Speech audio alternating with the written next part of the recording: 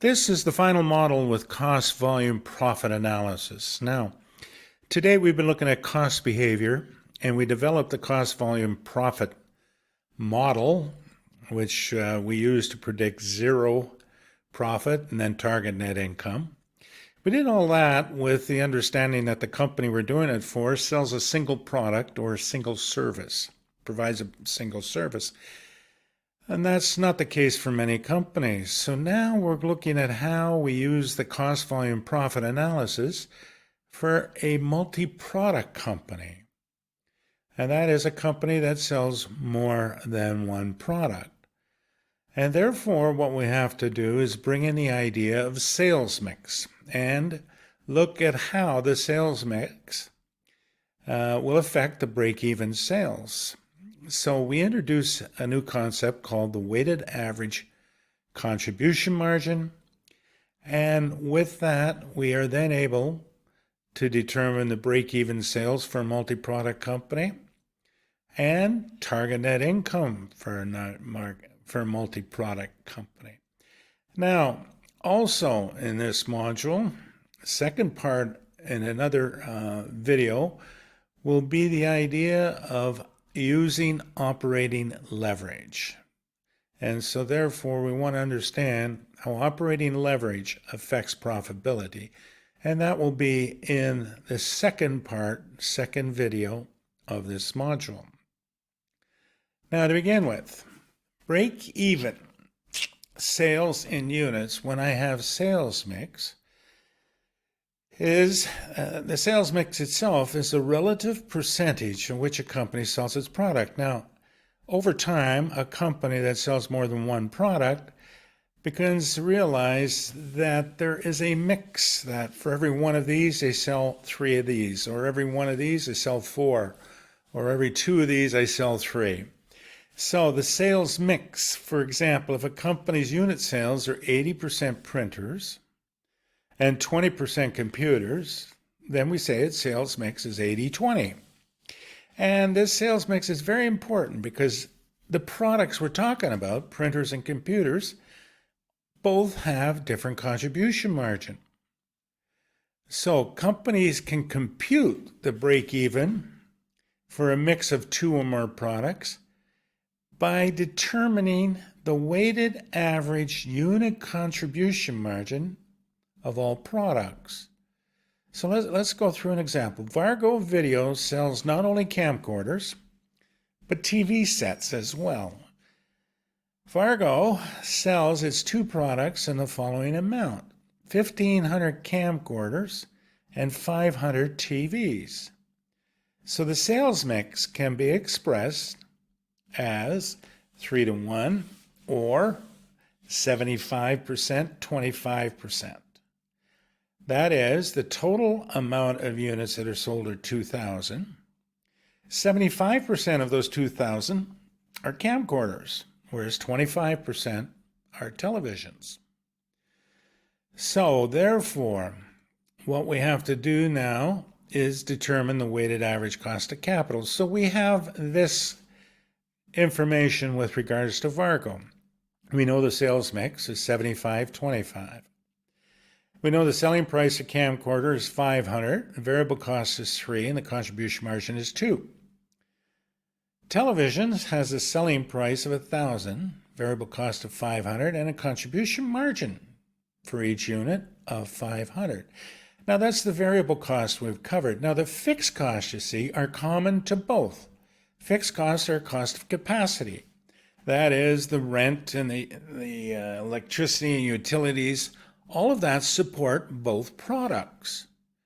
So the fixed cost can't be divided between camcorders and television. They support both. So what we do then is we take the sales mix and the contribution margin for each unit, and we develop a weighted average contribution margin per unit.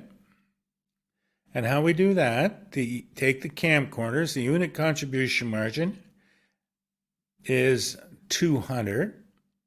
The sales mix is 75%. So I multiply that by the 75%. The television has a unit contribution margin of 500, and I multiply that by 25%, add it together, and I get a weighted average unit contribution margin of 275. Now, that's not the camcorder, that's not the television, that is both of them weighted by the sales mix. So now, if I want to determine the break even in units, which I do here because I'm using the unit contribution margin, I simply take the fixed cost, divide by the contribution margin per unit, weighted average contribution margin per unit, and I get 1,000 units. Now that's 1,000 camcorders and televisions. But I know that I sell the units, 75% of units I sell are camcorders, 25 are televisions. So I work backwards and I say, okay, the break-even sales in units will be 750 camcorders and 250 televisions. Now to prove that out, if I sell that, you can see unit sales 750 for the camcorders times 200 is 150,000 in total contribution margin from the camcorders. For the televisions, unit 250 televisions at 500 unit contribution is 125,000, and there I have total contribution margin on 1,000 units of 275,000, which is my fixed cost. Therefore, that is my break even in sales. Now, most often, though, in many companies have more than two products. You can think of a grocery store or a clothing store, what have you. There are many, many products in those companies. So it's more useful now to use the contribution, weighted average contribution ratio, okay? Because that works better if we have a company that has many products. Now we can look at breaking up that company into divisions, or we can look at it in product lines, but we're not looking at it in sales dollars. It's too difficult to come up with a contribution margin for each product individually. So we do it by divisions. So let's take a company here that has two divisions, a garden supply company. And the information is such: we have indoor plant division and outdoor plant. Now the total sales are $1 million. And that is broken out into 200,000 indoor, 800,000 outdoor. Now the variable costs for the plants that we sell outdoor are 120, so the contribution margin is 80,000 on the total sales. The outdoor variable costs are 560, so their contribution margin is 240. Now you can see right off, if I have $1 million in sales and 200 are indoor and 800 are outdoor, then I would say, okay, the sales mix then would be 200 divided by $1 million, or 20%. And the outdoor would be 800 divided by $1 million, or 80%. Now I have to take the contribution margin and turn it into the ratio. So I get the contribution margin ratio for the indoor plant division. That is 80 divided by 200,000, or 40%. Now for the outdoor, it's 240 divided by 800,000, or 30%. So weighted average and weighted together, they're 32. Now the fixed costs, as I said before, are common to both. So the fixed costs here are 300,000. So first we determine the weighted average contribution margin ratio, and we do that by taking the contribution margin ratio of indoor times the sales mix plus outdoor times the sales mix, and I get a weighted average contribution margin ratio of 32%. So I divide that into the fixed costs and I get break-even point in dollars, $937,500. All right, so that's a combination of both indoor and outdoor. So then again, the sales mix for the indoor and outdoor was 20% for the indoor, so 20% of 937,500 would be the break even for the indoor division. 80% times 937,500 or 750 would be the break even for the outdoor division. Okay. So you can see, and a company knows this, they want to influence that sales mix by selling more of the higher contribution product. So if the sales mix becomes 50-50, if you did the calculations, the contribution margin ratio would change to 35%, and the break even would be lower. So that's how we use it in terms of a multi-product company. So here's a question. What do you think? Net income will be A, greater if more higher contribution margin units are sold than lower contribution margin units. Greater if more lower contribution margin are sold than higher contribution. No. Equal. No. Undecided? No. The answer, of course, is A.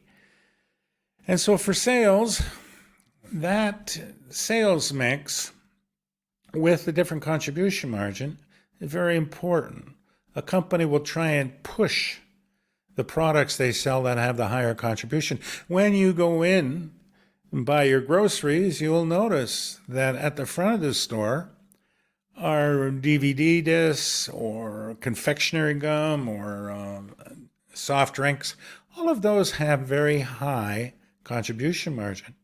Not only that, the way companies stack their shelves, the products with the higher contribution margin are usually at eye level, and the ones that are lower contribution margin to the company are the low level. I'm not talking high price, low price. I'm talking about how a management in a retail store organizes its products so that it's pushing the higher contribution margin products to the customer, because the more the higher contribution margin products they can sell, the higher the profit, because the fixed costs are the same. Now, sales mix and contribution margin analysis is very important in the production area, especially because we are always working in business with limited resources. Limited resources such as space or raw material or labor. And therefore, management must decide which products to sell to maximize net income. So here we have Vargo again. They make the camcorder and the television. However, the machine capacity they have to make both of them is limited to 3,600 hours per month. So now we look at the camcorders and we say, okay, their contribution margin for every camcorder that we produce and sell is 200. For television, it's 500. However, the time it takes to manufacture on that machine, because I have limited capacity on that machine, is 0.2 of an hour, whereas television is 0.625 of an hour. So you see, the machine capacity is the constraint. And anytime you have a constraint, you look to maximize the contribution margin per the constraint. In this case, the constraint is limited resources. So back to our example. Contribution margin per unit, camcorders 200.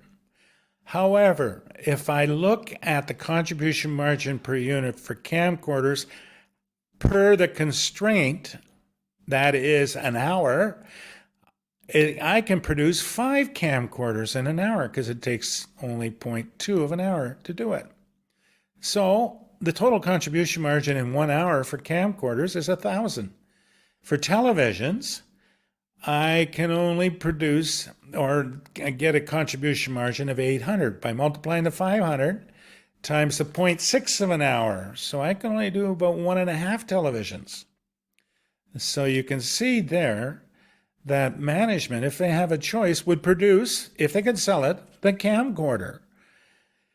Because if the demand exists, then you maximize the contribution margin per the limited resource. or per the constraint.